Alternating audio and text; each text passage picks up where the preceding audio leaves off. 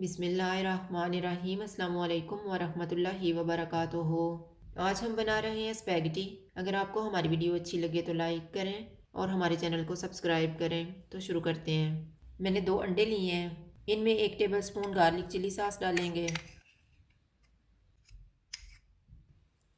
Half tea spoon कुटी हुई काली मिर्च, नमक हस्बे जायका।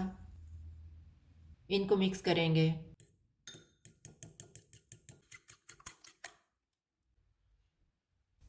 2 टेबलस्पून ऑयल लेंगे। ऑयल गर्म हो गया, इसमें 1 ग्रीन प्याज डालेंगे। चूल्हे को मैंने लो टू मीडियम रखा हुआ है। इसको 2 मिनट तक भूनेंगे। इनमें स्पैगेटी डालेंगे। स्पैगेटी मैंने 100 ग्राम लेके इसको उबाल लिया था। अंडे वाला मिक्सचर डालेंगे। इसको 4 से 5 मिनट तक भूनेंगे।